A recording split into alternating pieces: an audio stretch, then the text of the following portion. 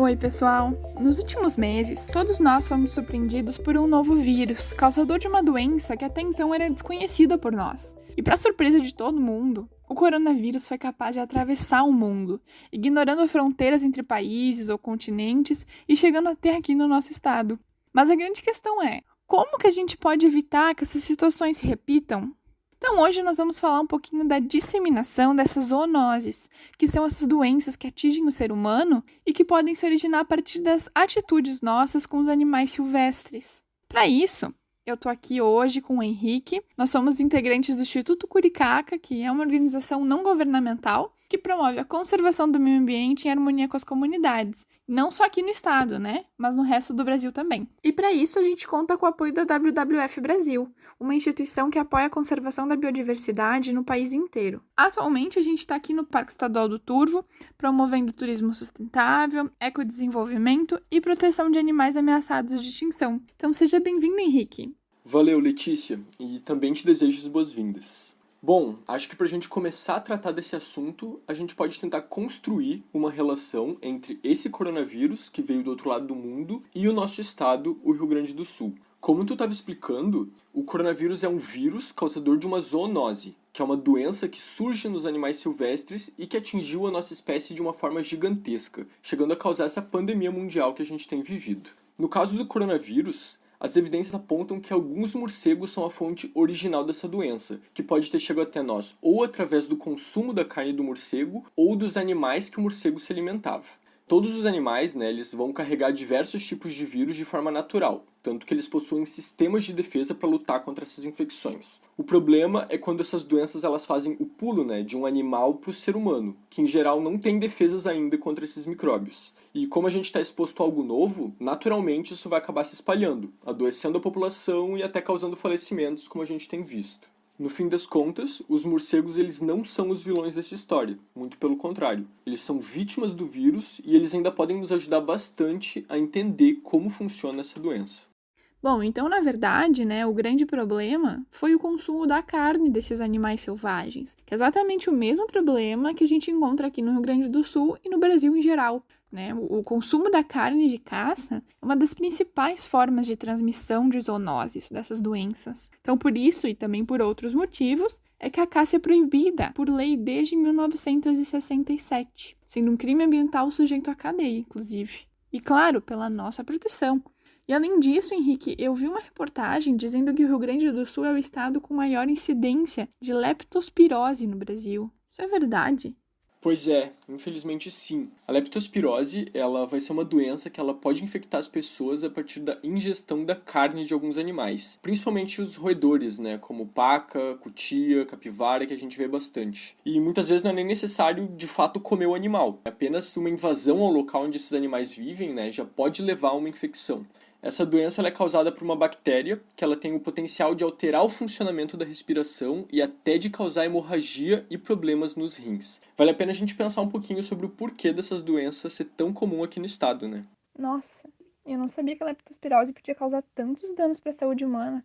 Mas ela não é a única zoonose presente aqui no estado, né?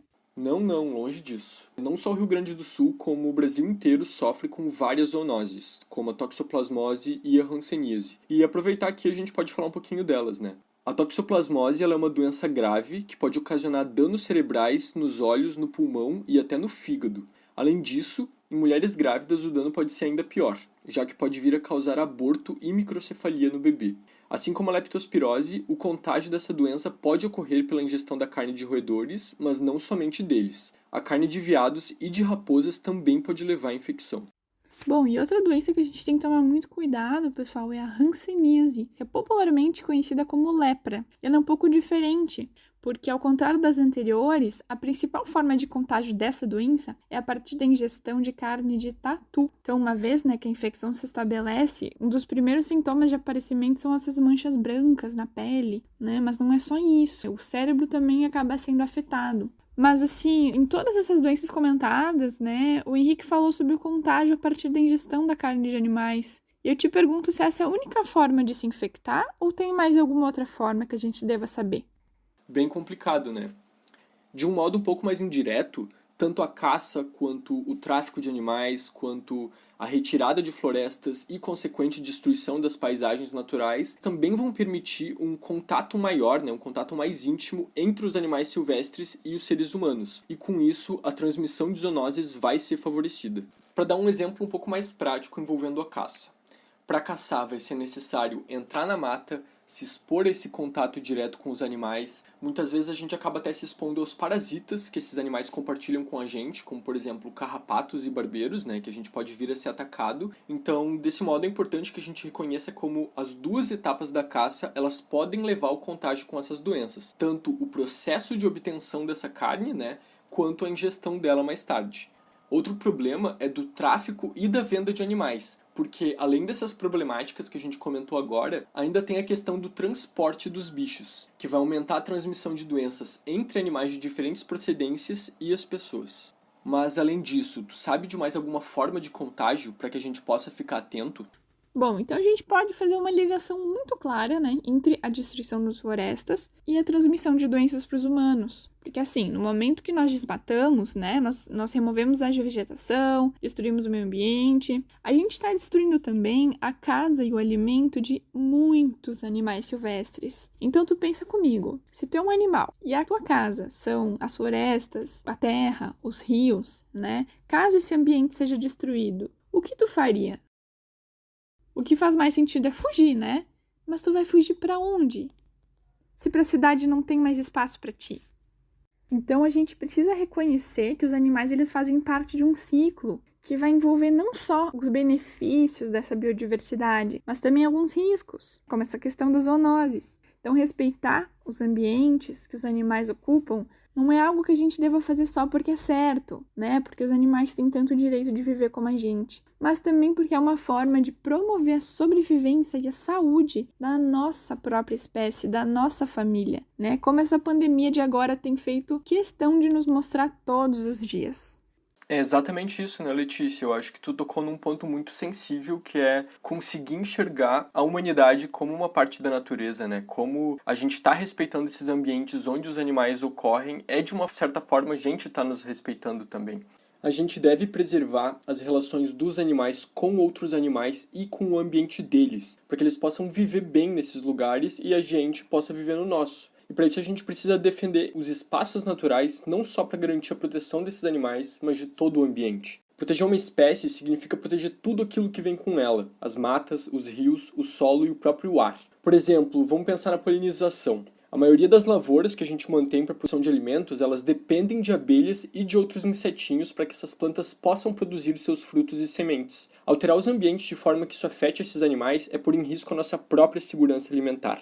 Ou mesmo essas dinâmicas do ciclo da água, Dessas temporadas de chuva, os rios com mais ou menos água, os verões muito secos. Tudo isso vai se relacionar com a quantidade de árvores que a gente tem, porque são elas que vão estar jogando o vapor d'água para o céu, que mais tarde vão vir a formar as chuvas. Assim, tanto a flora quanto a fauna silvestre, elas não são os nossos inimigos. Muito pelo contrário, a gente depende deles para obter os diversos recursos que garantem a nossa sobrevivência, como a qualidade de uma safra na agricultura.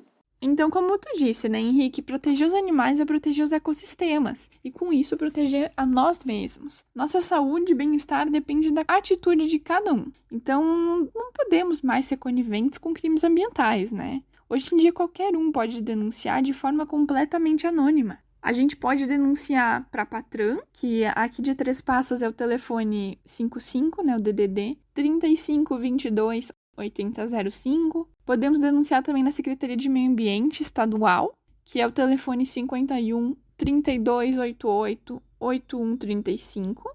E também até ligar para o 190, que eles podem redirecionar a gente para a Patran local, direcionando para o local correto. Então, dessa forma, a gente contribui para a nossa comunidade se manter mais segura e mais qualidade de vida. Realmente, isso é muito importante. E bom, a gente estava comentando dos benefícios dos morcegos, Mas o que a gente pode ou deve fazer se a gente encontrar um morcego perto de casa?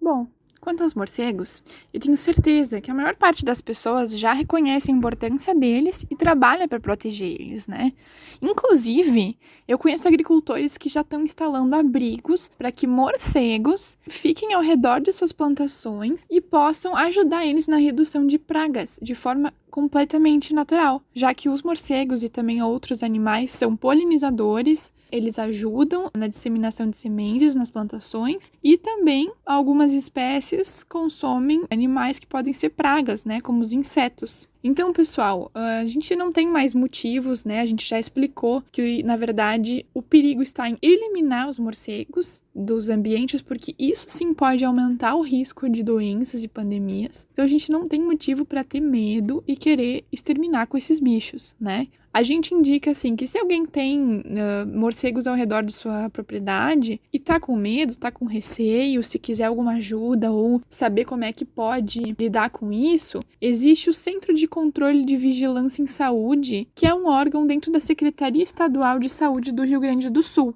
Lá eles desenvolvem uma série de práticas, né, e políticas de vigilância em saúde em relação a esses animais que podem te ajudar a lidar com os animais que estão ao redor da sua propriedade, né? Então, se precisar, você pode ligar para o 51 3288 4000, vai te direcionar lá para Porto Alegre. E aí eles têm também na internet guias, né, de práticas em manejo de morcegos, para tu entender bem como é que é a melhor forma de lidar, né, qual que é a forma mais segura e também perder um pouquinho o medo, que a maioria dos morcegos, né, a gente já sabe que só trazem benefícios pra gente. Bom, pessoal, a gente encerra por aqui. A gente queria agradecer muito, né, o espaço concedido aqui na rádio pra gente conversar, pra falar um pouquinho dessas questões das doenças, zoonoses e alguns hábitos em especiais que podem pôr em risco a nossa saúde e a saúde de quem nos rodeia, né? Então, a gente tá sempre disposto a esclarecer qualquer dúvida sobre a nossa atuação, sobre o nosso trabalho, sobre questões ambientais e ficamos disponíveis por umas próximas conversas futuras aqui, certo? Muito obrigada e um bom dia a todos!